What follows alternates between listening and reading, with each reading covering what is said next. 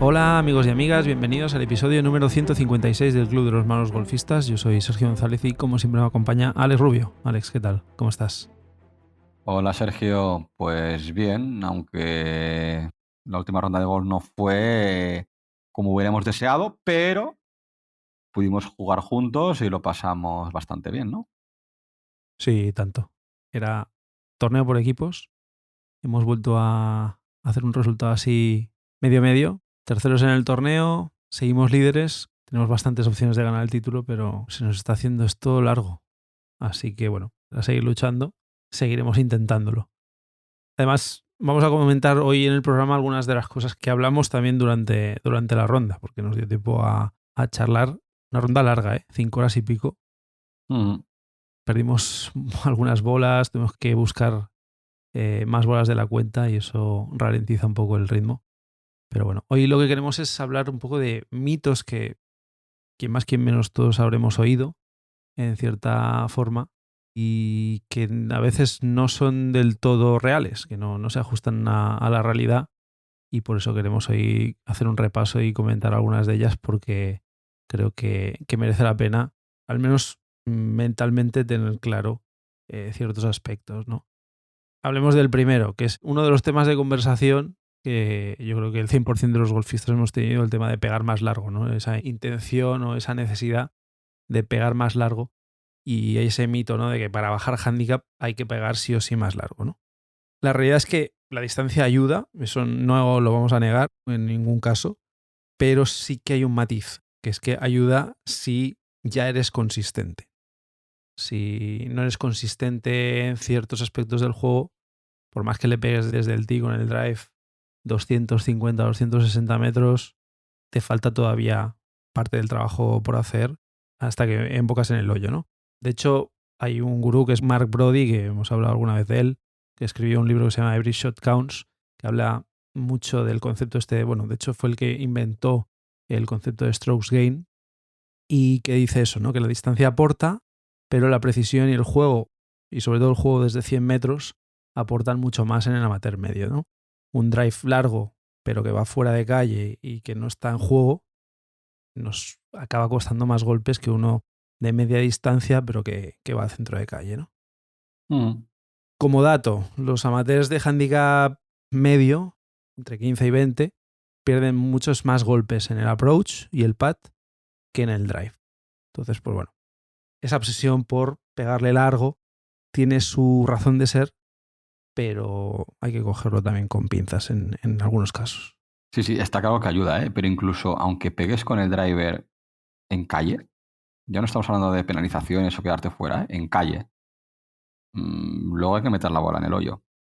Quiero decir que yo he visto casos de una persona que no llega a 200 metros con el driver, hace 180, 190, pero no falla una calle, y los golpes de approach te los deja daos. O sea, por debajo de 120 es capaz de hacer de muchos casos approach y pad y es single digit. Y el caso contrario, jugué hace poco con un colega pegando entre 230 y 250 metros de driver, cogiendo bastantes calles, pero problemas con el juego corto y no ser capaz de cumplir handicap. Entonces, hay que entrenar mucho el juego corto. Al final es la frase esta que dicen, ¿no? Que el driver te da la gloria y el pad la victoria, ¿no? Pues es que es eso, claramente. Totalmente, es que es así. Siguiente mito. Tengo que hacer verdis para bajar el handicap.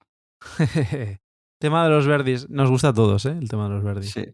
A todo el mundo le gusta hacer un verdi, pero realmente lo que te hace bajar handicap no es hacer verdis, porque un jugador amateur no hace tantos verdis, incluso un single digit. ¿Cuántos verdis te va a hacer por vuelta? ¿Uno? ¿Dos a lo sumo? Es que no te va a hacer más. Aquí la diferencia entre un single digit y un handicap 30, sobre todo, es reducir los dobles bogies o peor. Es decir, ir a buscar bogies, bogies, bogies, bogies. Y el par es muy, muy bueno. Y el bogey es muy bueno. Cuantos menos rayas en Stableford o menos dobles bogies hagas, muchísimo mejor. De hecho, te voy a dar un dato, Sergio. Un handicap 10 hace de promedio un birdie cada 2 vueltas. Es decir, solo hace medio birdie por vuelta. Es que es muy poco. Con lo cual no puedes ir a buscar hacer birdies. Pero cuidado, ese handicap 10 solo te hace 1,1 triples por vuelta, es decir, rayas. A ver qué hace un handicap 20. Y si hablamos de un handicap 30, ¿cuántos triples te puede hacer por vuelta? Sí, yo llevo 6 o 7 torneos sin cumplir handicap y básicamente es porque he aumentado el número de dobles y triples bogies que estoy haciendo. Básicamente, porque al final los triples bogies aparecen con demasiada asiduidad, ¿no? Y es en lo que nos tenemos que concentrar, sobre todo a nivel de expectativas y a nivel de estrategia también, ¿no? Hay que jugar con calma para reducir ese número de triples bogies. Dobles bogies, dentro de lo que cabe, son asumibles, sobre todo en los hoyos con handicaps bajos, que tenemos 2 puntos en algunos hoyos. Bueno, un doble bogey es como un par neto, ¿no? Con lo cual, eso entra dentro del juego. Pero ya, cuando hablas de triples bogies y peor, ahí ya todo eso sobra. Y parte de ello, el mejorar para bajar handicap, se resume también en el tercer mito que queríamos comentar, ¿no? Que es que practicar mucho en el driving range es clave para hacer menos golpes, ¿no? Hemos hablado algunas veces que vas a un driving range, están llenos, a veces no tienes ni sitio. Eso sí, el putting green para ti entero. El putting green para ti, entero, exacto. Al final, en el driving range, obviamente tú tienes que trabajar porque hay una serie de condicionantes técnicos que tienes que practicar y necesitas un driving range, está claro, ¿no? Pero no te prepara, por ejemplo, para la toma de decisiones en el campo o para el juego corto, ¿no? Debes practicar eso, el juego corto, situaciones reales, golpes de 100 metros hacia abajo, ¿no? Hay un estudio de Golf Digest que muestra que la mayoría de amateurs dedican más del 80% de su tiempo de práctica de juego, que no suele ser mucho además, porque tenemos el tiempo limitado, pues más del 80% dedican el tiempo a los golpes largos, ¿no? Cuando la mayoría de los golpes reales, si analizamos una vuelta, están de 100 metros hacia adentro, ¿no? Hay una descompensación entre lo que practicas y lo que realmente necesitas en el campo. Así que practicar mucho en el driving range, bueno, sí, hay que practicar, pero no hay que olvidarse de otras facetas del juego y lo que hemos comentado alguna vez. Si tenéis un profesor, de vez en cuando salir también con él al campo, practicar situaciones reales.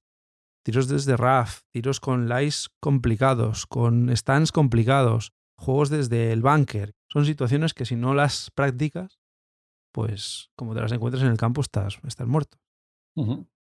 Luego otro mito es el de no tengo tiempo para mejorar en serio. A ver, está claro que cuanto más tiempo puedas dedicar, tienes más posibilidades de mejorar. Pero, cuidado, porque hay estudios que demuestran que entrenamientos de 15-20 bolas, pero con objetivos bien definidos, es decir, lo que se llama prácticas bloqueadas, superan a sesiones de 200 bolas por tirar. Venga, a coger el driver, a ver cuántos metros hago. Venga, ahora cojo maderas. ¿Eso que provoca? Que vas a coger vicios que luego son más complicados de corregir y aumentas posibilidades de lesión, tienes que hacer otro tipo de compensaciones, etcétera, etcétera. Con lo cual, hay veces que si los entrenamientos están bien diseñados, con 30 minutos a la semana pueden darte mejoras. Evidentemente, si en vez de esos 30 minutos son 2 horas a la semana, pues tus mejoras se verán reflejadas antes. Pero para mejorar no necesitas estarte tanto tiempo en un campo de prácticas. Ahora bien, el tiempo que estés que sea de calidad, no de cantidad. Sí, relacionado con lo que dices, yo creo que una clave de esto es analizar las vueltas una vez las has acabado, pero analizarlas a conciencia. No ceñirse solo en a ver cuántas calles he cogido, cuántos putts he hecho y cuántos greens. El tema de los greens en regulación nos da una información bastante interesante, pero yo creo que hay que analizar un poquito más en detalle, ¿no? Y ver realmente dónde has fallado, en qué situaciones te has encontrado, si has estado en situaciones de hacer una buena puntuación porque has llegado a la scoring zone, ¿no? Ese rango de 100 metros que comentamos en su día con Jorge González. Has llegado más o menos en regulación a esa zona. Luego te has puesto en una situación en la que has podido atacar green. ¿Lo has conseguido o no? Ese es otro análisis que tienes que hacer porque a lo mejor lo que te está fallando son los approaches, los golpes a green, ¿no? Que es un entrenamiento muy concreto que tienes que hacer. Si detectas que los golpes de 80 metros lo estás fallando de forma prácticamente constante, es un punto en el que estás perdiendo muchos golpes, ¿no? Pues ponte a entrenar eso. Ya que tienes poco tiempo para entrenarlo, entrena sobre todo las cosas claves que de forma recurrente te están fallando en el campo. Así que parte del entrenamiento es el análisis de las rondas que vas haciendo, básicamente. Porque además, luego hay otro mito, ¿no? Que es que cuanto más horas practiques, más mejorarás. Evidentemente, si vas cada día al campo de prácticas, al final pues, vas a mejorar, eso está claro. Pero a veces se asocia la práctica con el progreso lineal, que es que si entreno 2 horas, mejoraré el doble que si entreno 1. No es así. La realidad es que la mejora depende de la calidad de la práctica, ¿no? Trackman, por ejemplo, en sus informes señalan que jugadores que entrenan con un feedback medible, pues que saben la dispersión que tienen, la distancia de carry, incluso pues el smash factor o el spin, evidentemente para eso tienes que tener un monitor de lanzamiento, progresan hasta un 35% más rápido que los que practican sin ningún tipo de control ni de feedback, ¿no? Pues al final, por más que estés muchas horas en el campo, si no tienes una conciencia de lo que estás haciendo, no vas a mejorar, por más que estés ahí echándole más horas que si estuvieras trabajando, ¿no? Entonces, pues bueno, la práctica deliberada implica ejercicios basados en objetivos específicos, con un análisis y una corrección, ¿no? Pues ahí es donde se nota la mejora de forma mucho más rápida. Y lo mismo que el mito de que mejoras de resultado cuantas más rondas de juego haces. Es decir, si estás empezando y estás mejorando la técnica, claro que vas a mejorar, ¿no? Pero llega un momento que te puedes estancar. Por mucho que juegues, vas a coger vicios y vas a consolidar errores, igual que cuando practicas, ¿no? Por el hecho de que estás haciendo más cantidad que calidad, ¿no? Y ahí viene la frustración también, ¿verdad? Sí, claro, claro. Al final, la cabeza siempre hemos hablado que juega un papel muy importante en este deporte, ¿no? Fíjate en el análisis, los jugadores que combinan rondas con sesiones prácticas con propósito, es decir, que dice, pues voy a jugar una ronda para entrenar X, pues mejoran sus strokes gain un 20% más rápido que aquellos que van a jugar por jugar, según Gold Science Journal. Es un estudio que hicieron donde cogieron jugadores donde dice, venga, va, pues yo voy a jugar por jugar, y otros que iban al campo pero en modo entrenamiento o en modo práctica, con prácticas bloqueadas, analizando swing, técnica o estrategia, etcétera, etcétera, ¿no? Pues a la larga se demostró que evidentemente un jugador que va a jugar por jugar puede mejorar, pero llega un momento que se va a estancar y sin embargo el que hace práctica en campo a conciencia va a mejorar más rápido en este caso, ¿no? Además, nuestro amigo Jordi García nos envió una estadística y habla de que, independientemente del handicap, en un año, más o menos a partir de la ronda 30, los jugadores ya dejan de mejorar. Por ejemplo, inicio 2026, pues tú te pones a conciencia a jugar y vas a notar mejoría. Pero va a llegar un momento que ya no vas a mejorar. A no ser que te pongas a hacer prácticas en campo, entrenando técnica, entrenando la parte mental, etcétera, etcétera. Sí, además lo curioso de estas estadísticas que nos pasó, que son de Luz Tagner, que es un gurú del tema estadístico, es que afecta a todos los niveles de handicap, incluso los scratch, ¿eh? En diferentes porcentajes, pero el patrón se repite, ¿eh? O sea, por más que juegues, a partir de la ronda 40 ya estás entrando en bucle. La lectura sería esa. Entonces no estás realmente sacando un rendimiento a jugar muchas más rondas. Al final tiene que ir acompañado de un entrenamiento y de unos objetivos. Sí. Si no, llega un momento que te vas a estancar por diferentes motivos que ya hemos comentado, ¿no? Luego, el siguiente mito me gusta. El mito es que a más velocidad de swing, más distancia. Y le voy a meter otro factor más. A más fuerza, más distancia. A priori, si lo analizas así, parecería que sí. Claro, el más fácil de desmontar es el de la fuerza, porque el gol no es un tema de fuerza. Ya hemos hablado muchas veces, y eso con cualquier profesional o profesor os lo va a decir. El intentar darle a la bola fuerte, descompensación de swing, agarrotamiento, bloqueos. El golf no es un tema de fuerza, es un tema de velocidad. ¿De velocidad cuándo? En el momento del impacto. Es decir, cuanta más velocidad le des, más posibilidades, cuidado, más posibilidades de hacer más distancia. Pero ojo, aquí interviene un factor muy importante, que es el smash factor. Yo puedo darle una velocidad a mi palo del carajo, pero como le impacte en la punta o le impacte muy en el interior, no voy a hacer la distancia óptima. ¿Cómo se consigue más distancia? Pues el impacto en la cara del palo tiene que estar lo más centrado posible para optimizar el smash factor. Sí, básicamente, para los que no sepan, el smash factor es el parámetro que relaciona la energía que transfiere el palo a la bola, ¿no? Con lo cual, si le pegas en el punto dulce del palo, pues el smash factor en un drive puede llegar hasta 1,5, ¿no? Pues a lo mejor estás en 1,49, 1,48. Hay un estudio de Trackman que dice que un amateur que tiene una velocidad de swing de 95 millas por hora con un smash factor de 1,48, prácticamente el ideal, puede igualar en distancia a un jugador que tiene una velocidad de swing 10 millas por hora superior, 105 millas por hora en total, con un smash factor de 1,35, por ejemplo, ¿no? Entonces, al final lo importante es ser muy consistente y pegarle en el punto dulce del palo, porque es donde le vas a sacar el mayor rendimiento y donde vas a transferir la mayor energía a la bola, ¿no? Que es lo que estás buscando. Así que, como conclusión, la precisión e impacto vale más que la fuerza bruta, ¿no? Lo que hablaba antes Alex. Otro mito, ahora ya hablamos del tema del pad. Si hago 3 pads es que lo he hecho fatal. Muchas veces salimos cabreados, ¿no? He llegado bien hasta el hoyo, más o menos en regulación o green en regulación +1, pero he hecho 3 pads, me ha fastidiado el resultado. Bueno, hay situaciones en greens largos o con pendientes pronunciadas que los 3 pads son más comunes estadísticamente que 2 pads o un pad, ¿no? Como dato, los jugadores profesionales hacen 3 pads en el 3,1% de los hoyos en los que hacen green en regulación. ¿Por qué es esto? Porque claro, cuando haces green en regulación, el golpe de approach es desde más distancia, con lo cual tienes más dispersión. Un 3,1% de los hoyos. Es un dato que está muy bien. Los amateurs de handicap medio, handicap 15, en los hoyos en los que han hecho green en regulación, tripatean el 12% de las veces. Ya es un porcentaje importante, ¿no? Con lo cual, pues bueno, un tripateo ocasional no implica que haya habido una mala ejecución. A lo mejor los 3 pads los has hecho de forma correcta, ¿no? Tienes un lag pad, un pad largo de 25 o 26 metros, pues evidentemente controlar la fuerza es muy complicado y a lo mejor pues en vez de dejártelo dentro de 1 metro que hablamos, 1,5 metros, te lo dejas a 2 y las posibilidades de tripateo ya son mucho mayores, ¿no? Así que, bueno, es parte normal de la varianza del pad.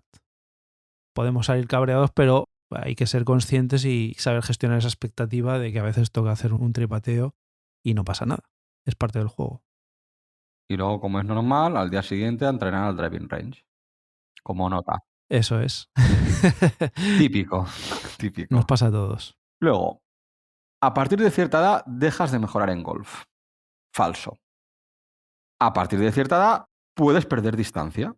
Al final, los jugadores entre 20 y 30 años, estadísticamente son los que tienen más velocidad de swing y por tanto, por regla general, son los que más distancia van a hacer, ¿no? Entonces, sí que es cierto que a más edad, pues pierdes velocidad de swing, vas a perder distancia. Ok. Pero aquí interviene la consistencia, interviene la estrategia, interviene la cabeza. Todo eso con la edad es experiencia, mejora. Según el Royal Arrangement, el 30% de los golfistas activos en Europa tiene más de 55 años. Y hay gente ahí que mejora con los años. Un dato te doy. Las métricas de stroke gain en approach y juego corto mejoran en jugadores mayores. Con lo cual es otro dato más que demuestra que se puede mejorar aunque vayamos cumpliendo años. Sí, al final, bueno, tú tienes que saber tus limitaciones, conocerte y atacar pues otras partes del juego, ¿no? Esto lo hemos hablado. Al final, el juego corto no necesita unas condiciones físicas excepcionales. Podrías hacer lo mismo que hacen los jugadores profesionales si le dedicaras el tiempo que le dedican ellos, ¿no? O más o menos lo mismo. Y ahí lo que nos tiene que decir es que hay que dedicarle mucho tiempo al juego corto, a esos golpes de 100 metros hacia adentro, que es donde se deciden realmente las tarjetas, ¿no? Otro mito, vamos a hablar un poquito de material, que es un tema que no solemos tocar. A ver si dedicamos algún programa a tema de material, traeremos algún especialista, porque es algo que suele interesar. Y hay un mito que dice que todos los palos que tenemos en la bolsa envejecen a la misma velocidad, ¿no? Y que hay que cambiarlos todos a la vez, ¿no? Porque muchas veces cuando vamos a cambiar los palos, pues venga, nos vamos con la bolsa, le decimos al fitter, mira, oye, quiero la bolsa entera. Vamos a rehacer la bolsa, me voy a gastar aquí el dinerito y voy a hacer una inversión para los próximos 10 años. Cuando la realidad es que, uno, no usamos todos los palos la misma cantidad de veces, ni de la misma forma, ni todos los palos sufren el paso del tiempo por igual. Hay algunos que se degradan antes y otros que tardan más en degradarse. ¿Cuáles son los que más se degradan? Pues en general los wedges, debido a la naturaleza de los golpes que ejecutamos con ellos, las necesidades que tenemos, porque con los wedges pues tenemos contactos frecuentes desde arena, desde rad denso, se utilizan para golpes cortos con mucho spin, lo que incrementa la fricción y el desgaste de las estrías, ¿no? Hay pues una necesidad que con otro tipo de palos pues no es tan flagrante.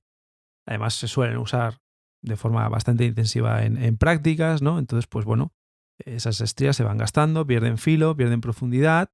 ¿Y qué provoca eso? Pues trayectorias menos controladas, la bola sube más, pero rueda más al aterrizar, no se frena como al principio cuando los tienes nuevos recién estrenados, y eso provoca también pues mucha menor consistencia, ¿no? Hay variaciones de contacto que generan diferencias notables en el resultado del golpe en golpes que aparentemente son iguales, ¿no?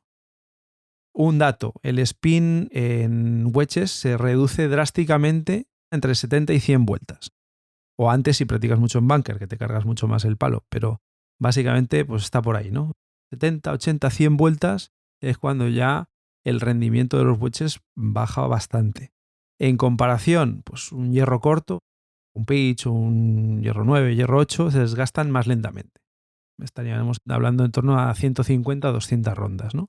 Y luego ya si te vas a palos más largos o maderas driver, el desgaste es mucho menor porque se usan menos y porque no hay fricción generalmente con arena o láser agresivos y pueden durar pues 5, 6, 7 años en función del uso que le des, incluso con un uso intensivo, pues te pueden durar esos 5 años tranquilamente, ¿no?